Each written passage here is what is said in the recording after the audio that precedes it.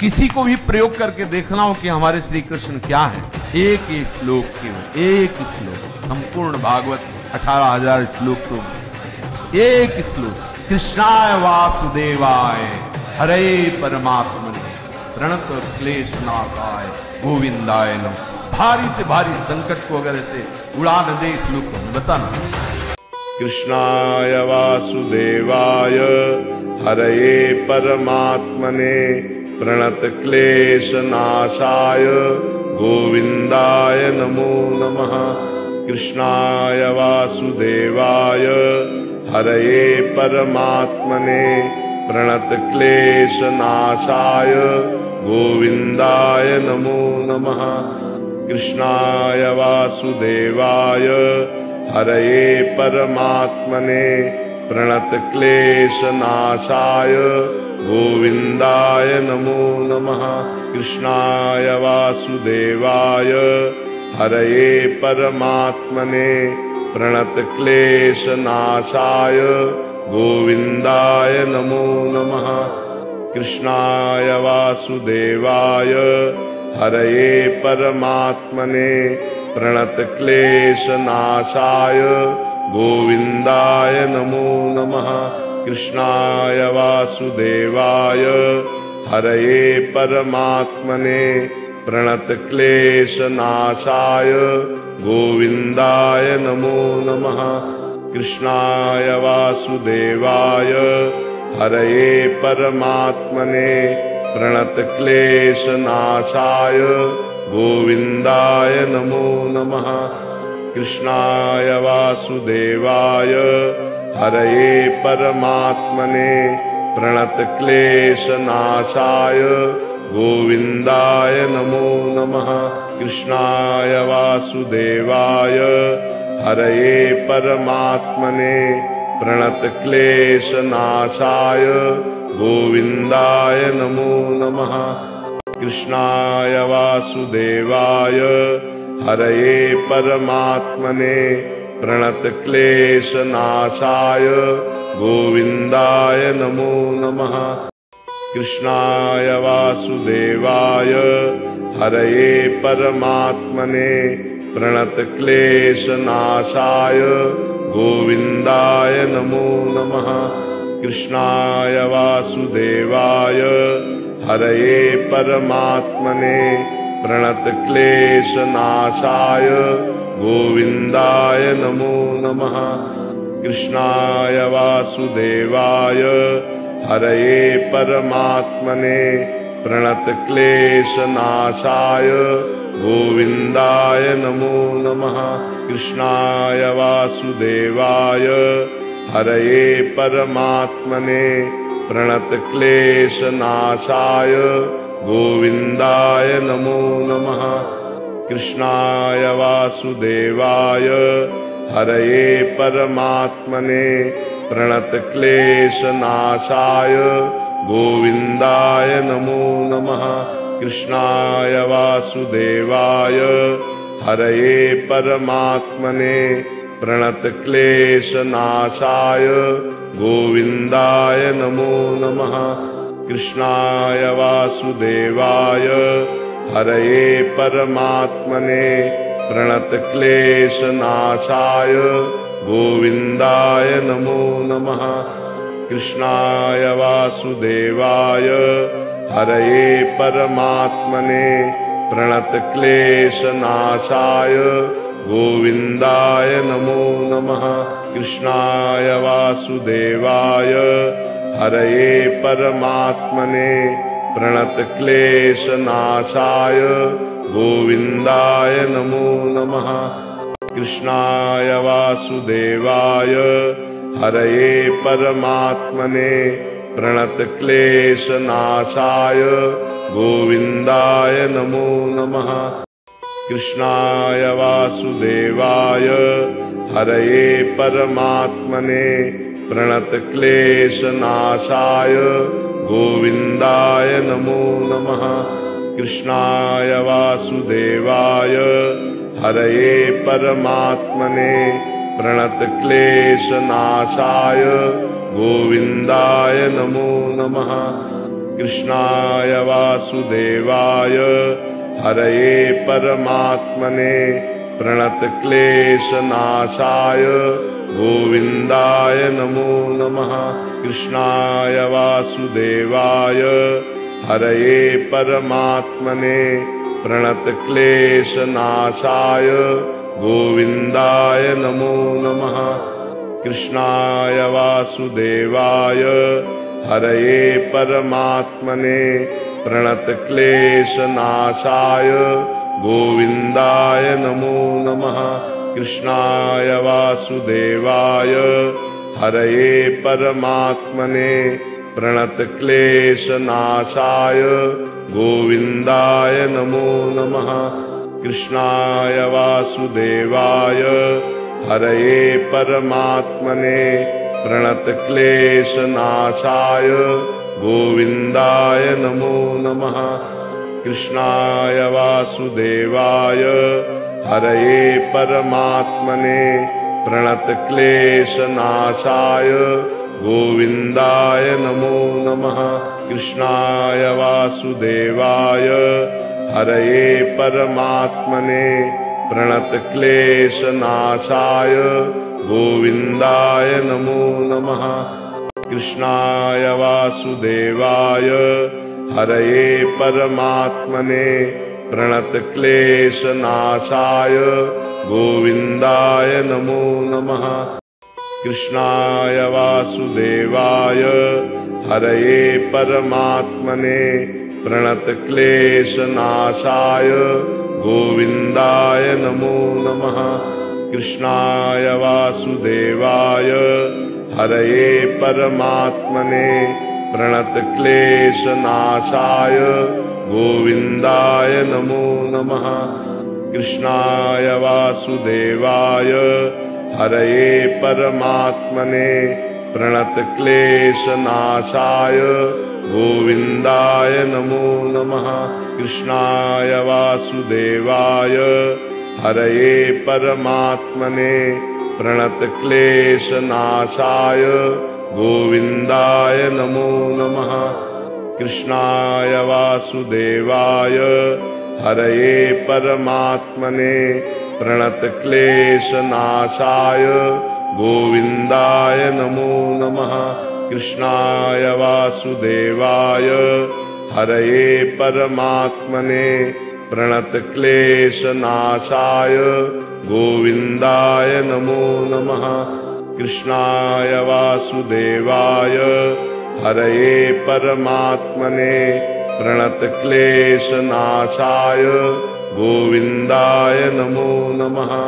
कृष्णाय वासुदेवाय हरये परमात्मने प्रणतक्लेशनाशाय गोविन्दाय नमो नमः।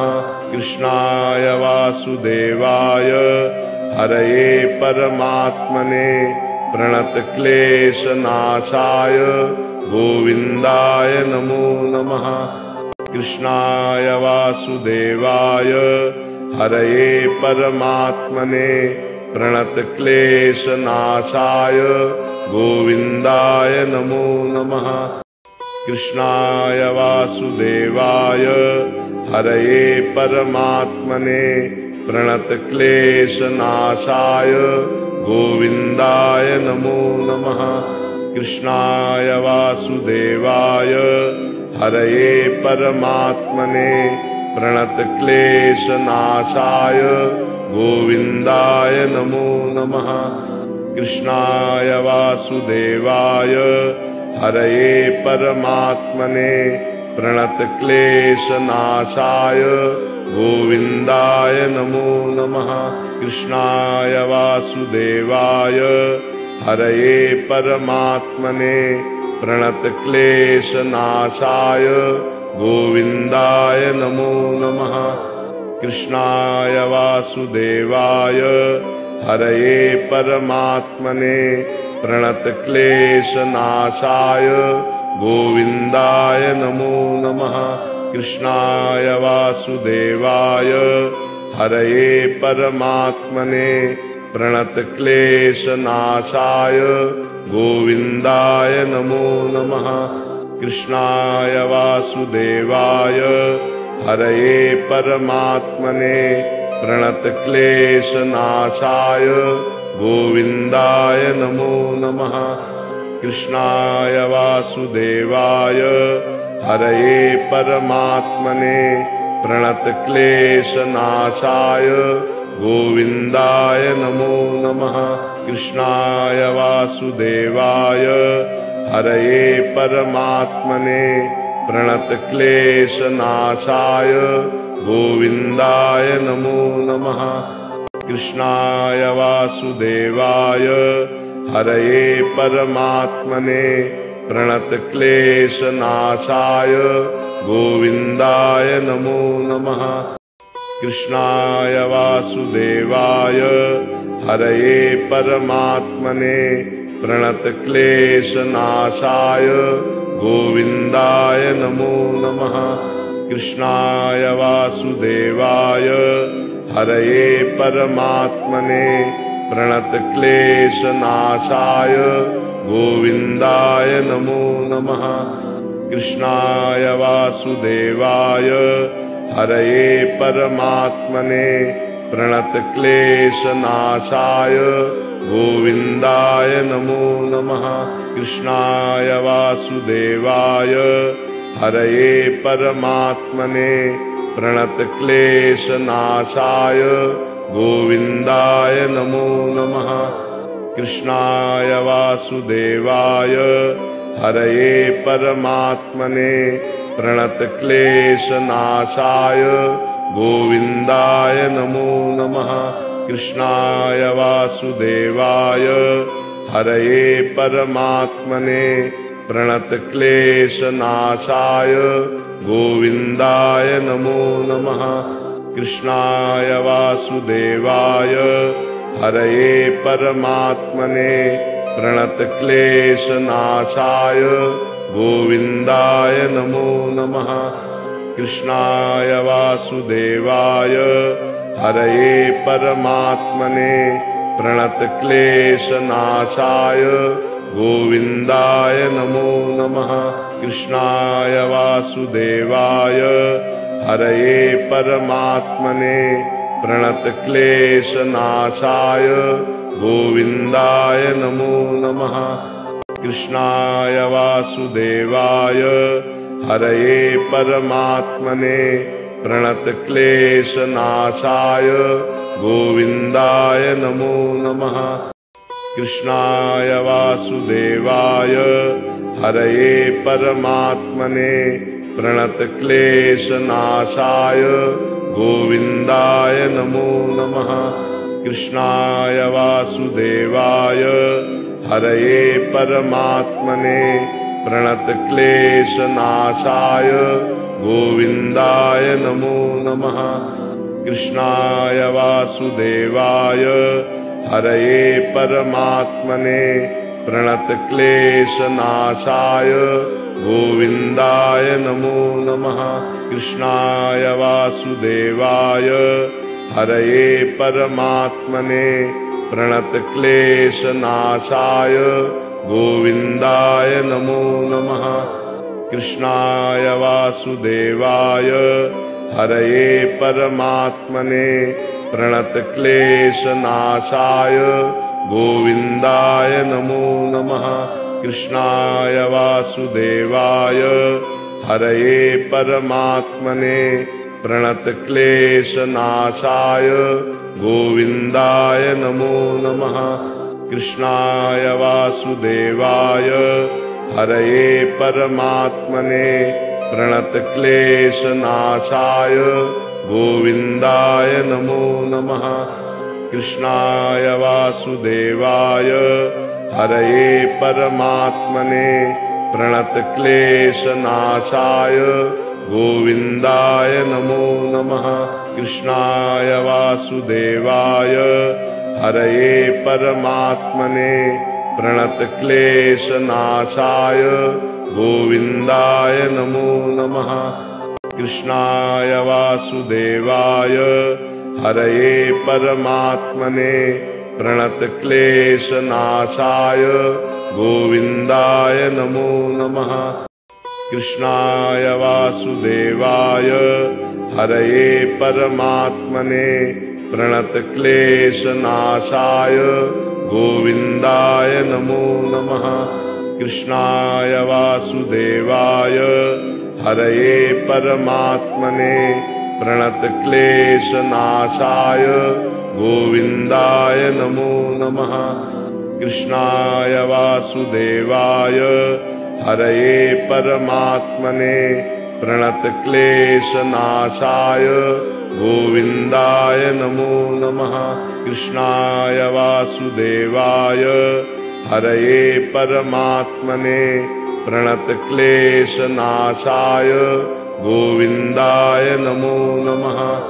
कृष्णाय वासुदेवाय हरये परमात्मने प्रणतक्लेशनाशाय गोविन्दाय नमो नमः। कृष्णाय वासुदेवाय हरये परमात्मने प्रणतक्लेशनाशाय गोविन्दाय नमो नमः।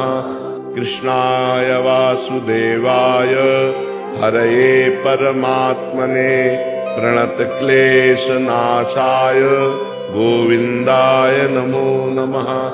कृष्णाय वासुदेवाय हरये परमात्मने प्रणतक्लेशनाशाय गोविन्दाय नमो नमः। कृष्णाय वासुदेवाय हरये परमात्मने प्रणतक्लेशनाशाय गोविन्दाय नमो नमः। कृष्णाय वासुदेवाय हरये परमात्मने प्रणतक्लेशनाशाय गोविन्दाय नमो नमः। कृष्णाय वासुदेवाय हरये परमात्मने प्रणतक्लेशनाशाय गोविन्दाय नमो नमः। कृष्णाय वासुदेवाय हरये परमात्मने प्रणतक्लेशनाशाय गोविन्दाय नमो नमः। कृष्णाय वासुदेवाय हरये परमात्मने प्रणतक्लेशनाशाय गोविन्दाय नमो नमः। कृष्णाय वासुदेवाय हरये परमात्मने प्रणतक्लेशनाशाय गोविन्दाय नमो नमः। कृष्णाय वासुदेवाय हरये परमात्मने प्रणतक्लेशनाशाय गोविन्दाय नमो नमः। कृष्णाय वासुदेवाय हरये परमात्मने प्रणतक्लेशनाशाय गोविन्दाय नमो नमः। कृष्णाय वासुदेवाय हरये परमात्मने प्रणतक्लेशनाशाय गोविन्दाय नमो नमः। कृष्णाय वासुदेवाय हरये परमात्मने प्रणतक्लेशनाशाय गोविन्दाय नमो नमः। कृष्णाय वासुदेवाय हरये परमात्मने प्रणतक्लेशनाशाय गोविन्दाय नमो नमः। कृष्णाय वासुदेवाय हरये परमात्मने प्रणतक्लेशनाशाय गोविन्दाय नमो नमः। कृष्णाय वासुदेवाय हरये परमात्मने प्रणतक्लेशनाशाय गोविन्दाय नमो नमः। कृष्णाय वासुदेवाय हरये परमात्मने प्रणतक्लेशनाशाय गोविन्दाय नमो नमः। कृष्णाय वासुदेवाय हरये परमात्मने प्रणतक्लेशनाशाय गोविन्दाय नमो नमः। कृष्णाय वासुदेवाय हरये परमात्मने प्रणतक्लेशनाशाय गोविन्दाय नमो नमः। कृष्णाय वासुदेवाय हरये परमात्मने प्रणतक्लेशनाशाय गोविन्दाय नमो नमः। कृष्णाय वासुदेवाय हरये परमात्मने प्रणतक्लेशनाशाय गोविन्दाय नमो नमः। कृष्णाय वासुदेवाय हरये परमात्मने प्रणतक्लेशनाशाय गोविन्दाय नमो नमः। कृष्णाय वासुदेवाय हरये परमात्मने प्रणतक्लेशनाशाय गोविन्दाय नमो नमः। कृष्णाय वासुदेवाय हरये परमात्मने प्रणतक्लेशनाशाय गोविन्दाय नमो नमः। कृष्णाय वासुदेवाय हरये परमात्मने प्रणतक्लेशनाशाय गोविन्दाय नमो नमः।